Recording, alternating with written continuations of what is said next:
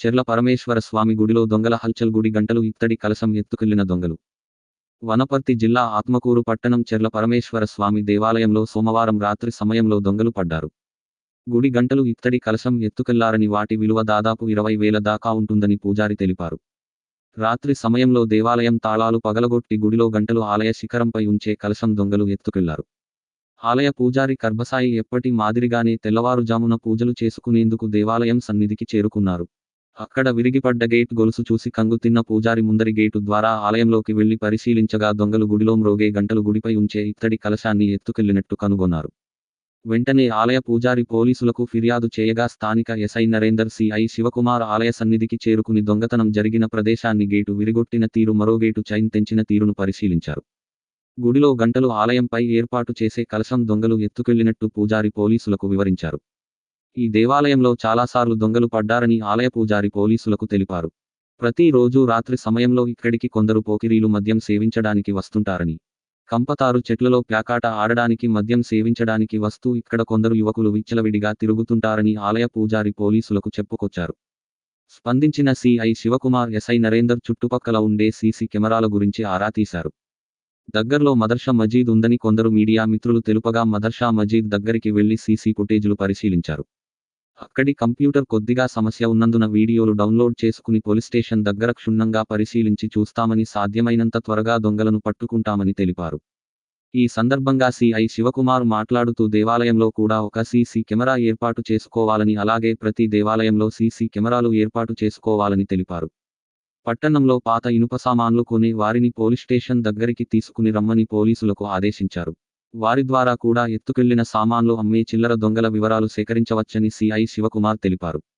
ఈ కార్యక్రమంలో SI Narender, CI Shivakumar, ASI Beechupalli constable Balraj, Sudarshan పలువురు పాల్గొన్నారు.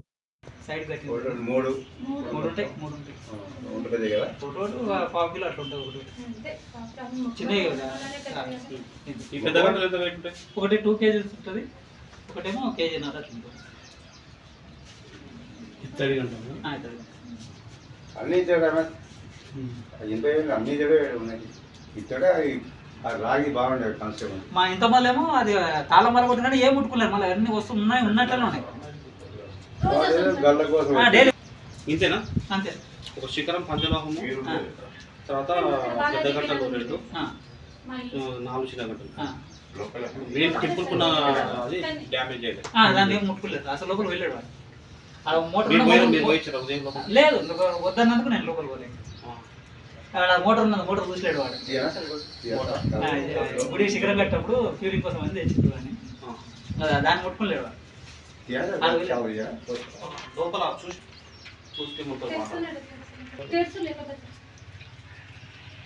ఇది కాకుండా ఇది బయటిది ఉంది సార్. మీరు ఆయన వచ్చినప్పుడు ఏ పాటలో వెళ్ళిపోతారు, ఇట్లా కూడా వెళ్ళిపోతారు.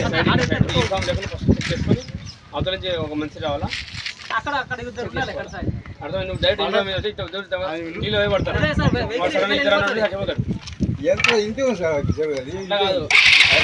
మనిషి చచ్చిపోయితే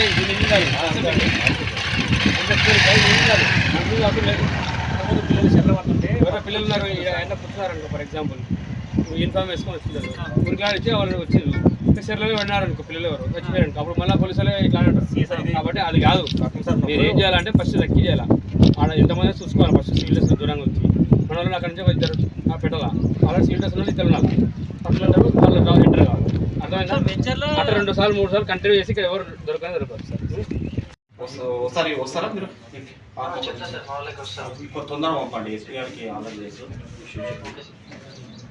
ఆత్మకూరు చెరువులోనే ఉంటుంది టెంపుల్. నేను తాళం వేసి అనుకున్నా. వాటర్ లేవులేదు. నేను ముందరికే ఇప్పుడు వాటర్ ఉంటేనే నేను ఈ గేట్ తెలుసుకుంటాం. అది ముందర తెరవడానికి రాదు కాబట్టి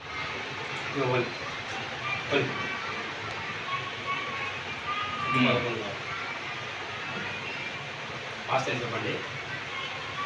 అలసిపోయి